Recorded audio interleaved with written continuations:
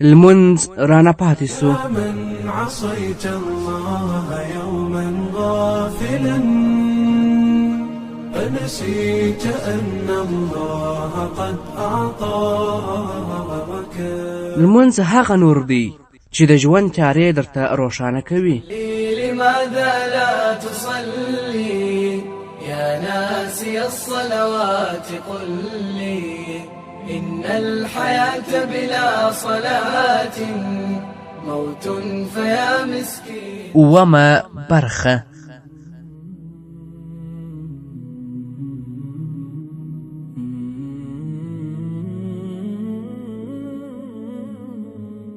الحمد لله الذي جعل صلاة عماد الدين وصلة قوية بين الله وعباده الموقنين وكتابا موقوتا على المؤمنين.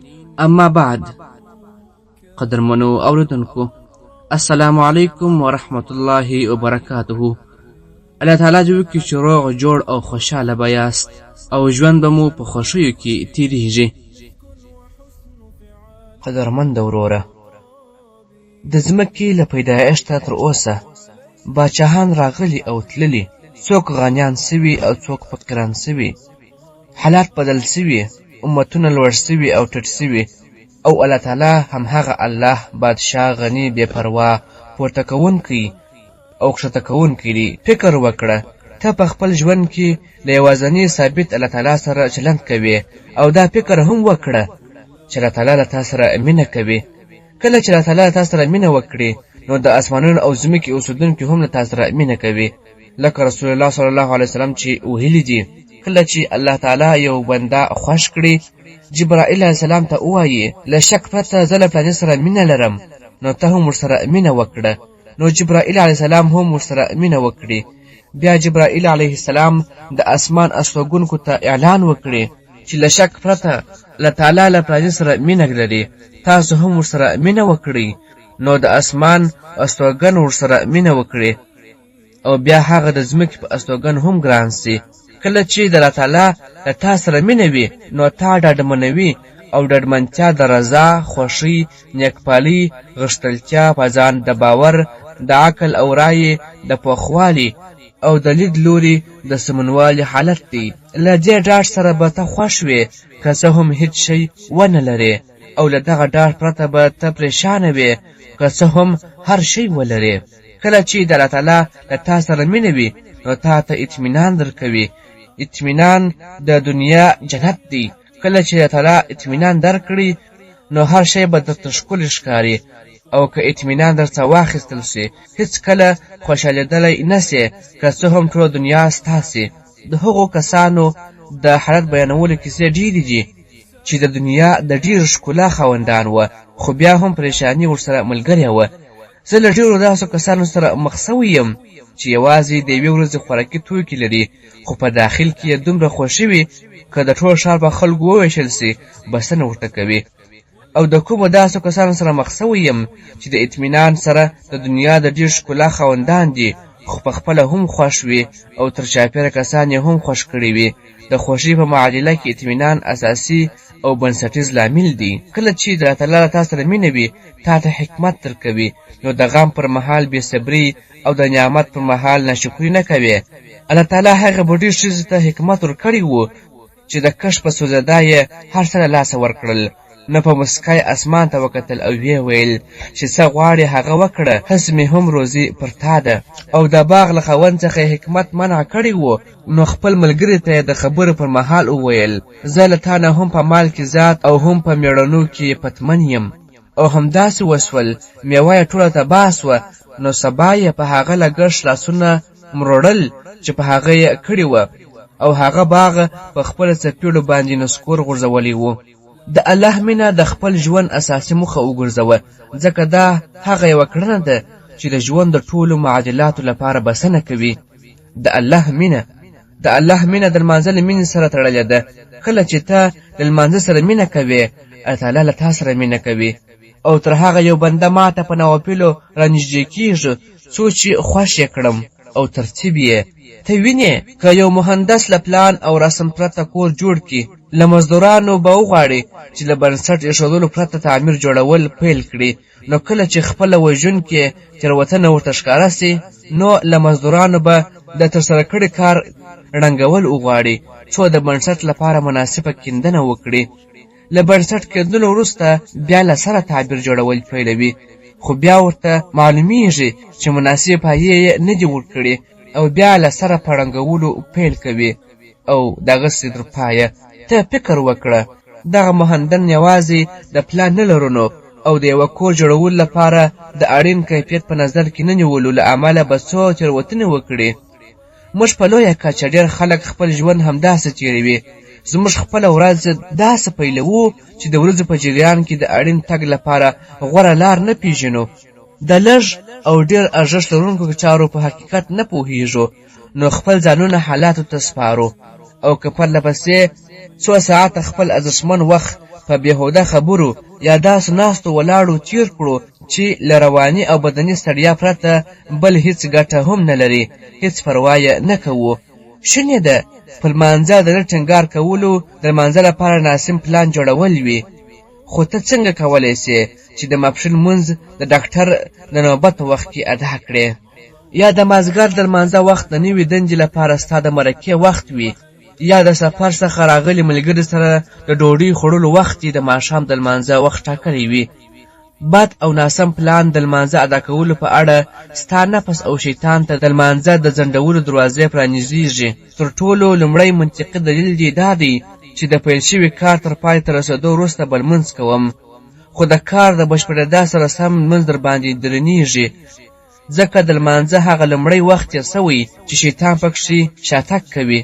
ځکه شیطان د اذان د اورېدو تېر شي او په دې وخت کې لمانځه ته د هڅونکو د توان کچه ډېره لوړه وي، نو کوښښ وکړه چې د لمانځه اړوند د بد پلان له امله د منطقي عذرونو دروازه خلاصه نه کړې. ورځ دې ترتیب کړه. که هره ورځ په ناڅاپي توګه د لمانځه له وخت سره مخ کېږي، نو په غوره ډول پر لمانځه ټینګار نه سې کولی، ځکه د اذان پر مهال به ځان په داسې یوه حالت کې مومې چې سمدلاسه دې له لمانځه څخه منع کړي. ورځ او کړنې دې داسې ترتیب کړه چې تر لمانځه راتاو سي، نه داسې چې لمونځ یې تر کړنو راتاو او له منځه ولاړ سي. وعدې دې داسې ترتیب کړه چې د دوو لمونځونو تر منځ وي، نه داسې چې کټ مټ د لمانځه په وخت کې وي. زما یو استاز له هغو کسانو څخه و چې هېڅکله به ترې لمونځ نه پاتې کېدی. به خپلې ټولې ناستې او درسونه داسې ترتیبول چې د لمانځه تر وخته به وروسته وه. د بیلګې په توګه که یو چا به د ملاقات غوښتنه ترې وکړه، نو د مازدیګر تر لمانځه وروسته به یې وخت ورکاوه. د درس په اړه به یې داسې اعلان کاوه چې د ماخستن تر لمانځه وروسته دی، تر دې چې یوه ورځ یو چا پوښتنه ترې وکړه په څو بجو؟ ده ورته وویل زه نه پوهېږم، که د مازدیګر لمونځ د شپې په 9 بجو هم وي، نو زه به له تاسو تر لمانځه وروسته ګورم. دغه خوندور ترتیب پر لمانځه د ټینګار په لړۍ کې مرسته کوي او یقینا ما له خپل استاد څخه همدا عادت اخیستی او ژوند مې ورباندې مرتب کړی دی. نو د لمانځه وختونه زما په ورځ کې هغه بنسټیزې ستنې دي چې زه ترې چارپیره خپلې چارې او کړنې پیلوم، نه برعکس. حکمت والا او پوه الله تعالی منځ په خپلو وختو کې فرض کړی دی څو زموږ ژوند ورسره منظم سي. نو ته باید هرومرو د سهار لمانځه وروسته د دندې تر وخته ځینې چارې بشپړې کړې. د دندې پر مهال هغه کړنې چې پر تا یې ترسره کول لازم دي د ماپښین تر لمانځه وروسته تنظیم کړه، او نورې چارې بیا د ماپښین او مازدیګر تر منځ ترتیب کړه. دا چې د مازدیګر او ماښام منځ د دندې له ستړیا وروسته د دمې وخت دی، نو داسې یې تنظیم کړه چې د دمې پای د ماښام د لمانځه وخت وي. د ټولو هغو چارو چې ترسره کول یې در باندې لازم دي د ترسره کولو وختونه داسې تنظیم کړه چې د لمانځه د وختونو تر منځ وي. الله تعالی به دې په وخت کې برکت واچوي. د خوښۍ نسخه. جورج برنارد شاو د خوښۍ نسخه داسې رالنډه کړې ده: د بدمرغۍ احساسولو راز په دې کې دی چې ته دغې پوښتنې آیا ته خوښ یې که ناخوښ ته وخت پیدا کړې. برنارد شاو رښتیا ویلي، ځکه بیکارۍ وژونکی زهر دی. تل بوخت اوسه څو د خفګان او پریشانۍ لپاره وخت ونه مومې. د بوختیا لپاره دا اړینه نه ده چې ته د دندې په ځای کې وې، ته کولی سې د خپلو ماشومانو سره په ساتیرۍ یا د خپلې کورنۍ سره په ښه وخت تېرولو ځان بوخت کړې، که د لمونځونو ترمنځ وختونه په هغو چارو ډک کړې چې پر تا یې ترسره کول لازم دي او د لمانځه وختونه داسې وګڼې لکه له دغو چارو څخه د دمې او استراحت وخت، نو زه باذن الله دا ضمانت درکوم چې ته به د شپې په خوب کې تل خوښ او ډاډه وې. بیکارۍ ته اجازه مه ورکوه چې خپله ونډه درڅخه یوسي، ځکه د ذهن لپاره تر ټولو ډېر خطرناک حالت هغه ورځ ده چې انسان بیکاره وي.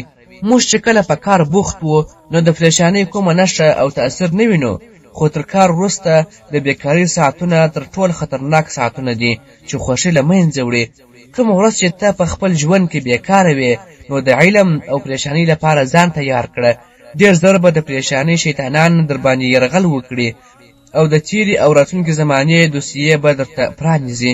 نظامي ارواپوهانو دغه ساده قانون پلي کړی، کله چې هغوی ته داسې جنګیالي راوستل سي چې په جګړو کې اعصاب له لاسه ورکړي وي، نو هغوی دغه جنګیالي په یوه کړنه بوخت ساتي، لکه د کبانو ښکار، توپ وهل یا د باغونو خړوبول، ځکه دغه بوختیاوي هغوی ته دا اجازه نه ورکوي چې د خپلو تیرو تجربو په اړه فکر وکړي. د وظیفوي درملنې نوم اوس د ارواپوهنې د طبابت هغې برخې ته کارول کیږي چې کار او بوختیا د درملنې په توګه کاروي، ځکه کله چې انسان په کار بوخت وي پر اعصابو یې رواني ارامتیا او د ډاډ احساس غلبه کوي. ریچارډ بریډ په خپل کتاب یوازې کې کیسه کوي چې د جنوبي قطب د واورو په منځ کې یې 5 میاشتې په خیمه کې یوازې ژوند کاوه، هیڅوک ورسره نه و او آن په 100 میله واټن کې هیڅ ډول مخلوق ورسره نه و، خو په کار بوختیا څنګه د هغه ژوند ته نجات ورکړ. هغه وایي چې د شپې له خوا وړاندې تر دې چې څراغ مړ کړم او خپلې بسترې ته ولاړ شم، د سبا ورځې د کړنو په اړه به مې فکر کاوه. سبا ورځ به مې په خپل فکر کې په ساعتونو تقسیم کړه. 2 ساعته به مې د تونل جوړولو ته ځانګړی کړ او 1 ساعت به مې د غونډې شوي واورې لرې کولو ته ځانګړی کړ. 1 ساعت به مې د خوړو په ګاډۍ کې د کتابونو لپاره د الماریو نصبولو ته ځانګړی کړ او په همدې توګه مې وخت تېراوه.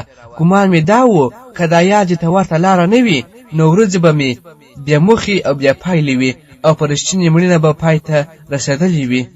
په کار بوختیا د خوښۍ تر ټولو لویه دوا ده، نو ځکه دا ګمان مه کوه چې بیکاره پاتې کېدل ستا لپاره راحت دی. خپله ورځ دې د لمونځونو په ترتیب سره جوړه کړه او د لمونځونو ترمنځ وختونه داسې ډک کړه چې د خفګان او پریشانۍ لپاره پکې ځای پاتې نسي. په لمانځه ژوندی سه او تجربه یې کړه. هغه کم عقلي چې ما ترسره کړې ده، دا د مشهور امریکایي لیکوال ډیر کارنګي د میز په روک کې د یوه ځانګړي دوسیې نوم و. د دې لیکوال میلیونونه نسخې کتابونه پلورل سوي دي. ډیل کارنګي وایي دغه دوسیه یعنی هغه کم عقلي چې ما ترسره کړې ده د صف یو داسې کتاب دی چې ټولې هغه تېروتنې او کم عقلي یې پکښې لیکلي چې ده ترسره کړي دي. نو د دغه دوسیې د مطالعې پر مهال داسې احساسوي چې د تېر وخت له درسونو څخه په مرسته اخیستلو اوس د ستونزو سره د مقابلې او ښه راتلونکي جوړولو توان لري. ډیل کانګري یوازې شخص نه دی چې د ژوند ښه کولو او په نړۍ کې د نښې په رسېدلو په موخه یې د هغه کم عقلي چې ما ترسره کړي دي له وسیلې کار اخیستی دی. همدارنګه جوګیراډ هم دغه وسیله کارولې ده. هغه د ګینیس په کتاب کې د نړۍ د غوره پلورونکو په توګه ثبت شوی او د څنګه به هر شی په هر انسان پلوري په نامه یو کتاب هم لیکلی دی. جوګیراډ وایي تر ټولو مهم هغه لامل چې زه په نړۍ کې غوره پلورونکی کړم له خپلو کم عقلیو څخه مې زده کړې وه. هغه به تل د خپلو ناکامو معاملو دوسیې کتلې څو د هرې معاملې د ناکامۍ لامل پیدا او زده کړه ترې وکړي، نو د بیا تکرار مخنیوی یې د بریالیو معاملو په شمېر کې د پام وړ بدلون راوستی. داسې هم ویلی سو چې زموږ په ژوند کې دغه علمي او تکنالوژي پرمختګونه د دغه وسیلې یعنی هغه کم عقلي چې ما ترسره کړې ده له امله رامنځته سوې ده. که موږ د لومړي موټر چې د اوسپنې د یوې ټوټې په بڼه و د جوړښت په اړه له ترسره شویو کم عقلیو څخه زده کړه نه وي کړې، نو دا نوی موټر به مو څنګه جوړ کړی وي چې د راحت او خوند په ټولو وسایلو سمبال دی، بلکې څنګه به موږ د الوتکې پیښې د تعالی په فضل سره راکمې کړې وي که چیرې مو د تېرو پیښو له کمعقلیو څخه زده کړه نه وي کړې. که څوک د بریالي او خوښ ژوند په لټه کې دی نو له تېروتنو او کمعقلیو څخه زده کړه یې تر ټولو غوره او چټکه وسیله ده او دغه زده کړه د وګړو شرکتونو او دولتونو لپاره یو ډول د پلي کېدا وړ دي. تېروتنه دې وکاروه. تېر ژوند دې په بخښنې سره د هغو تېروتنو او کمعقلیو څخه ډک دی چې ستا او لمانځه ترمنځ یې واټن رامنځته کړی و.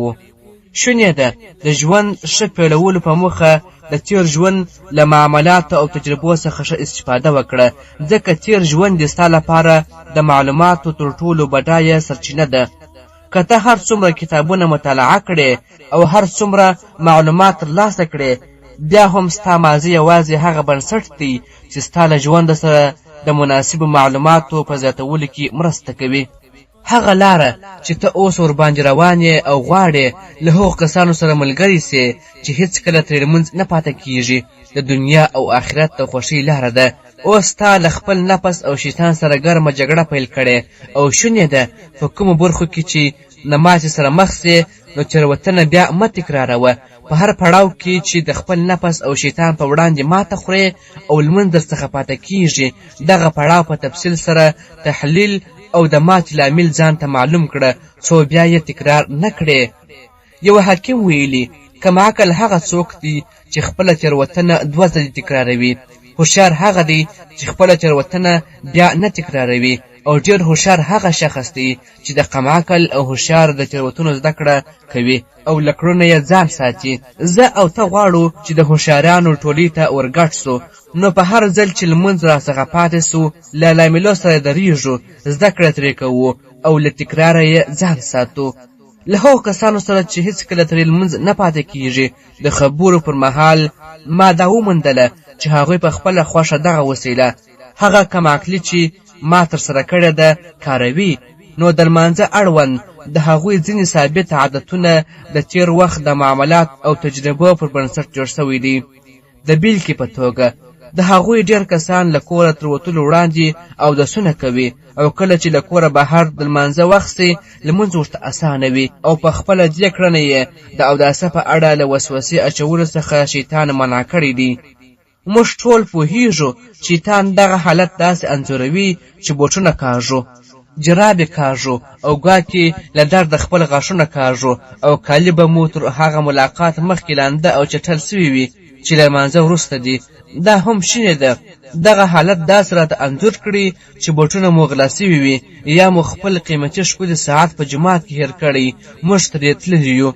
نو د اوداسه په اړه شیطان کولی سي سلګونه داسې فکرونه مو وسوسه کړي چې پایله به یې تر راګرځېدا وروسته په کور کې د لمانځه ادا کولو پرېکړه وي او په خپل وخت د لمانځه ادا کول به رانه پاتې سي.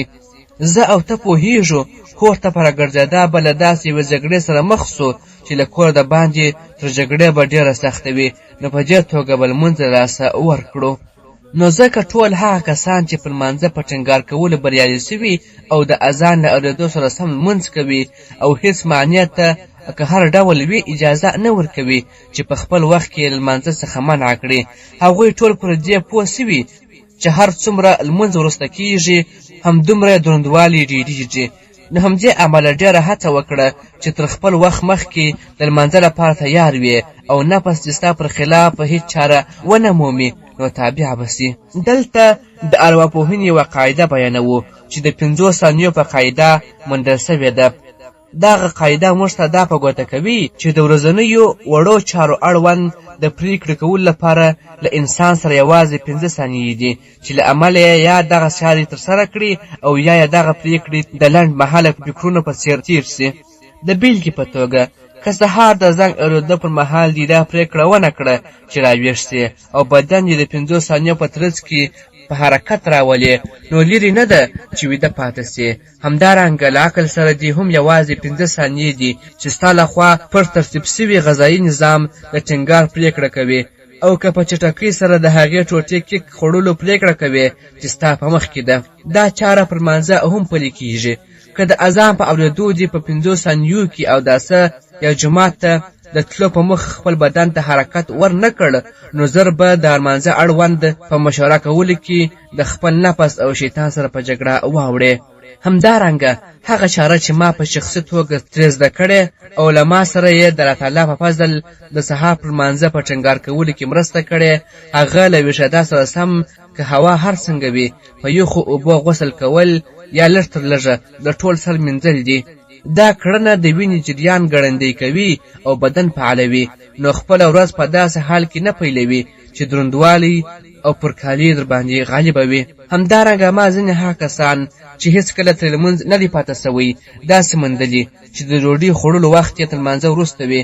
دغه ډله که تر لمانځه مخکې ډوډۍ وخوري د دروندوالي او سستوالي احساس کوي، نو پرېکړه کړې چې ډوډۍ به له لمانځه وروسته خوري نه مخکې.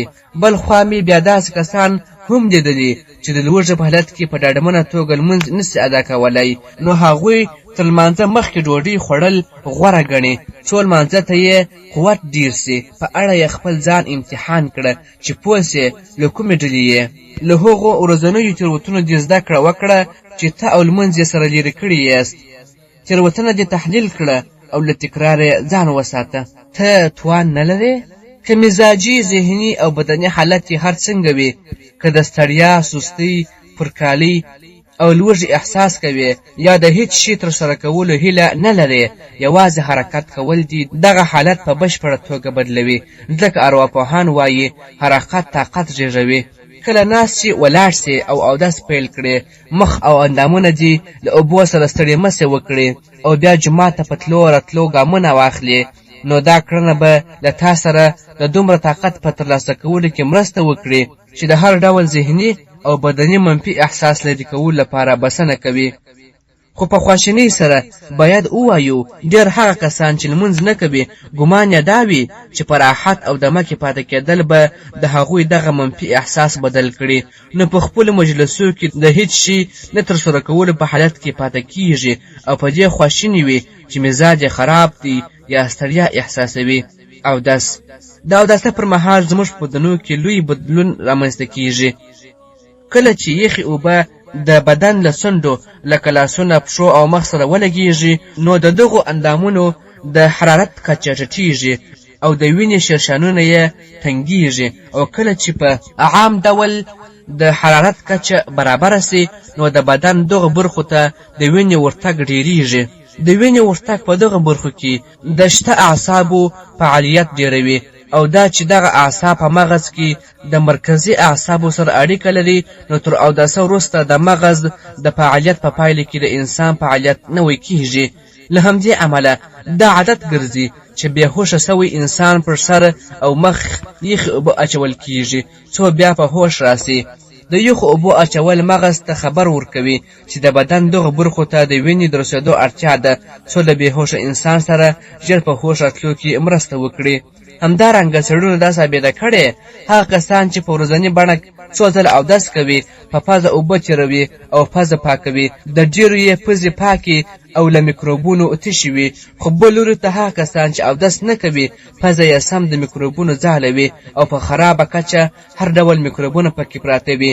نو اودس کول پزه له ناروغیو ساتي او تنفسي سیستم ته د میکروبونو ننوتل مخه نیسي.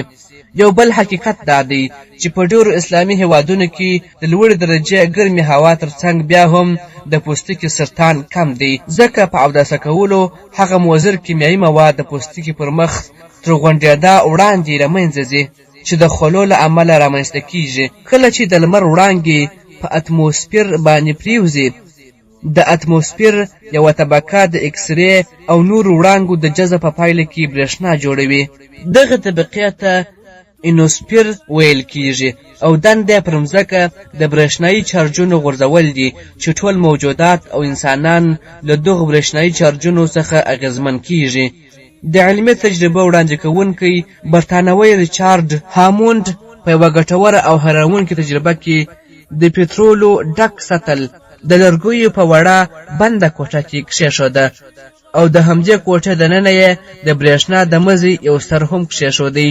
له دغې کوټې څخه په مناسب لرې واټن کې یو شخص چې د وړیو دریشي اغوستې وه او په پلاستیکي لوښي کې ولاړ و. په پلاستیکي لوښي کې د لیدو حکمت یې وروسته درته بیانوم. لاسونه یې څو دقیقې یو د بل سره وموښل او بیا یې د همهغه برېښنا مزي بل سر ته ګوته وروړله.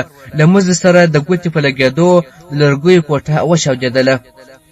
د دې مطلب دا دی چې بدن یې برېښنایي بڅرکي تولید کړل او د مزي له لارې د لرګیو هغه خونې ته ورسېدل چې د پټرولو له بویه ډکه وه. نو چاودنه یې وکړه. یا د تجربې دا ثابته کړه چې د انسان بدن برېښنایي چارج لري. د اوداسه پر مهال الله تعالی موږ ته د بدن د څنډو مینځلو امر کړی او حکمت یې دا دی چې دغه مضر برېښنایي جرجونه له ځانه لیرې کړو. که څه هم په بدن کې نورې داسې برخې هم شته چې هلته خوله یا ګرد ډېر وي، خو د مینځلو امر یوازې د بدن د وروستیو برخو سوی دی. د دې اساسي موخه د مضرو برېښنایي چارجونو په لیرې کولو سره د طاقت نوي کېدل دي. بل لوري ته د اوبو د نشتون په صورت کې الله تعالی موږ ته د تیمم وهلو امر کړی دی.